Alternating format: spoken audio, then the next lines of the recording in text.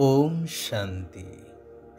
सद्गुरु सद्गतिदाता परम पिता निराकार शिव बाबांकर सत्य सत्य तीर्थ करुथिबा आत्मिक संतान मानंकु हृदयर सहित स्नेह सम्मान शुभेच्छा सुस्वागतम सुप्रभात। तीर्थरे जीवा यह एक भक्ति भावधारार बलिष्ठ नमूना जहा वैदिक जुगरु परंपरा रूपे चली आसीछि चालीछि मध्य। आग अपेक्षा अनेक गुणा अधिक तीर्थ यात्रा करिबा बढ़ी जाइछि। हेले सेतेबेलर तीर्थ आउ वर्तमानर तीर्थ भितरे अनेक पार्थक्य। आगरु तीर्थ आदि को जीवा पाई एक मास पूर्वरु बहुत किछि नीति नियम को मानी चलिबा को पड़ुथिला। आउ जेउ माने नियम को पालन करुथिले सेही माने ही तीर्थ को जाउथिले। तीर्थ को जीवा समय रे केवल सांगरे नैथिबा शुद्ध खाद्य को खाउथिले। परस्पर भितरे सांसारिक कथावार्ता हेउ नथिले। संपूर्ण मौनता को धारण करुथिले। आवश्यक स्थले ईश्वरंक विषय रे आलोचना करुथिले। संपूर्ण पवित्रता को अवलंबन करुथिले। विशेष करी जेउ तीर्थस्थान को जाउथिले केवल सही तीर्थस्थानर ही स्मृति रे जाउथिले।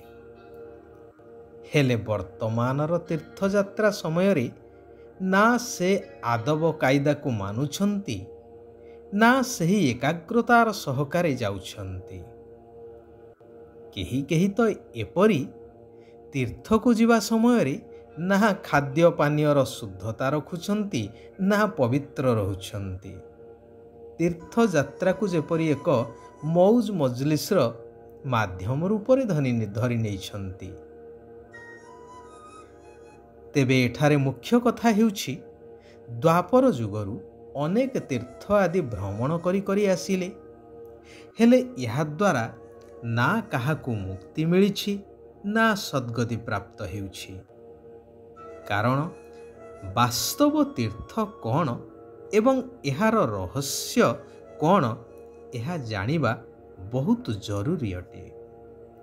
शास्त्र रे मध्य उल्लेख अछि कि चारों तरफ लगाए फेरे फिर भी हरदम दूर रहे।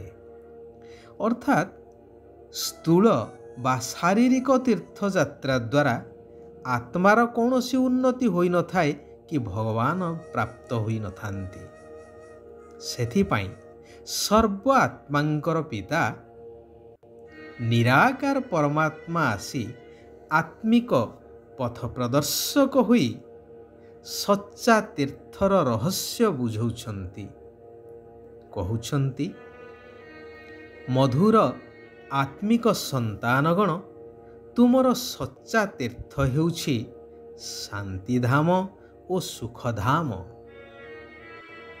सत्य पिता तुम संतान मानंकु सत्य तीर्थ कराउछंती। शांतिधाम कहिले आत्मा मानंकर रहिबा स्थान अर्थात घर एवं सुखधाम अर्थात सत्ययुगी स्वर्ग राज्यर राज्य भाग्य। शिव बाबा कहउछंती वर्तमान घर एवं सत्ययुगी राज्य पद को मने पकई चाल तेबे अपार सुखर अनुभूति करी चालिबो। कौनसी भी परिस्थिति रे विचलित बा दुखित हेब नाही। कारण भगवान जानिछंती जे मोर संतान माने अधा कल्प हेला अर्थात द्वापर जुगरु भक्ति मार्गरे अनेक कष्ट करिछंती। मते पाइबा पाई काहीं कुआडे कुआडे घुरी बुलिछंती। केते गुरु गोसेई करिछंती। केते जाग यज्ञ ओषा व्रत करी करी आसिछंती ସେଥିପାଇଁ ଗୀତାର ମହାବାକ୍ୟ ଅନୁସାରେ ଏହି ଘୋର କଳିଯୁଗର ଅନ୍ତିମ ଚରଣ ଯେତେବେଳେ କି ଦୁନିଆକୁ ସମ୍ପୂର୍ଣ୍ଣ ପରିବର୍ତ୍ତନର ଆବଶ୍ୟକତା ଅଛି, ସେହି କଲ୍ୟାଣକାରୀ ସଙ୍ଗମ ଯୁଗରେ ଆସି ଏହି ସବୁ ଦୁଃଖରୁ ମୁକ୍ତ କରୁଛନ୍ତି ଏବଂ ଆତ୍ମିକ ଯାତ୍ରାର ଶିକ୍ଷା ପ୍ରଦାନ କରୁଛନ୍ତି। ମୁକ୍ତି ଆଉ ଜୀବନ ମୁକ୍ତିକୁ ଯିବା ପାଇଁ କହୁଛନ୍ତି, ପିଲାମାନେ ଏବେ ତୁମକୁ ଆଉ କୁଆଡ଼େ ଯାଇ ସମୟ ବା ଅର୍ଥ ଖର୍ଚ୍ଚ କରିବାର ଆବଶ୍ୟକତା ନାହିଁ କି ଶାରୀରିକ କଷ୍ଟ ମଧ୍ୟ କରିବାର ନାହିଁ। ଘର ଗୃହସ୍ଥରେ ରୁହ, ସବୁ କିଛି କର, କର୍ମ ଆଦି କରି ନିମିତ୍ତ ହେଇଯାଅ ଏବଂ ମନେ ମନେ ମୋତେ ମନେ ପକେଇ ଚାଲ, ଯାହାକୁ କୁହାଯାଏ ମନ୍ମନା ଭବ, ଏବଂ ଶାନ୍ତିଧାମ ଘରକୁ ମନେ ପକେଇ ଚାଲ। ଏହା ହିଁ ହେଉଛି ବାସ୍ତବିକ ତୀର୍ଥ, ଶ୍ରେଷ୍ଠ ତୀର୍ଥ। ଏହାଦ୍ୱାରା ଆତ୍ମା ସମ୍ପୂର୍ଣ୍ଣ ପବିତ୍ର, ସତୋପ୍ରଧାନ ହୋଇ ସତୋପ୍ରଧାନ ଦୁନିଆର ମାଲିକ ହୋଇଯିବ। ପାଞ୍ଚ ବିକାର ରୂପୀ ମାୟା ତୁମକୁ ସମ୍ପୂର୍ଣ୍ଣ ପତିତ ଦୁଃଖୀ କରେଇ ଦେଇଛି। ଏବେ ମୋ ସ୍ମୃତି ଦ୍ୱାରା ବିକାର ରୂପୀ ମାୟାକୁ ଭସ୍ମ କର।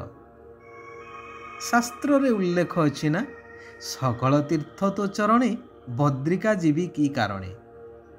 ଏହାର ମଧ୍ୟ ସୂକ୍ଷ୍ମ ରହସ୍ୟକୁ ବା ଗହନ ରହସ୍ୟକୁ ବୁଝିବା ଆବଶ୍ୟକ। ତେଣୁ ଏବେ ନିଜକୁ ଦେହଠାରୁ ଅଲଗା ଆତ୍ମା ଭାବି ଚାଲ। ମୁଁ ଯେଉଁ ଜ୍ଞାନ ପ୍ରଦାନ କରୁଛି, ସେହି ଜ୍ଞାନ ଦ୍ୱାରା ବୁଦ୍ଧିକୁ ସର୍ବଦା ଭରପୁର ରଖ। ଭଗବାନଙ୍କ ଠାରୁ ଆଶୀର୍ବାଦ ବା କୃପା ମାଗିବା ପରିବର୍ତ୍ତେ ଏହି ଈଶ୍ୱରୀୟ ପାଠପଢ଼ା ଉପରେ ପୁରା ଧ୍ୟାନ ଦେଇ ନିଜ ଉପରେ ନିଜେ କୃପା କରିବା ଦରକାର। ଆମେ ଜାଣିଛେ କୃପା ଶବ୍ଦର ଅର୍ଥ ହେଉଛି କର ଏବଂ ପାଅ। କୃ ଧାତୁରୁ ଏହା ଉଦ୍ଧୃତ। ତେଣୁ ଆମେ କରିବା ଏବଂ ପାଇବା। କରିବା ପାଇଁ ଭଗବାନ ଉଚିତ ମାର୍ଗଦର୍ଶନ କରାଉଛନ୍ତି। ସେହି ଅନୁସାରେ ଯିଏ କରିବ ସିଏ ପାଇବ। ସଂସାରର ସମସ୍ତ ଦୁଃଖୀ ଅଶାନ୍ତ ଆତ୍ମାମାନଙ୍କୁ ସୁଖଧାମର ମାଲିକ କରିବାର ସେବା କରିବା ଦରକାର। ଏହିପରି ସୁପୁତ୍ର ସେବାଧାରୀ ହେବାର ଅଛି, ଯଦ୍ୱାରା ସ୍ୱୟଂ ଭଗବାନ ମଧ୍ୟ ତୁମ ଉପରେ ସମର୍ପିତ ହେଇଯିବେ। ସେଇଥିପାଇଁ ତ ଭଗବାନଙ୍କୁ କୁହାଯାଏ ଭକ୍ତ ବତ୍ସଳ। ଭକ୍ତର ସଦା ସେ ଅଧୀନ ଥାନ୍ତି।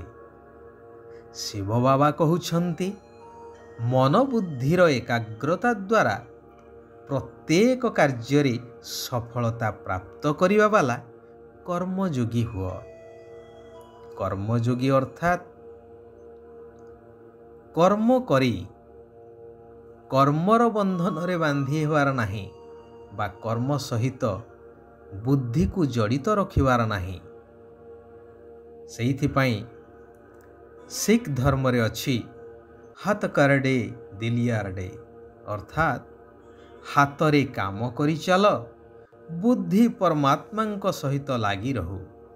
ଏହା ହିଁ ବାସ୍ତବିକ କର୍ମଯୋଗ।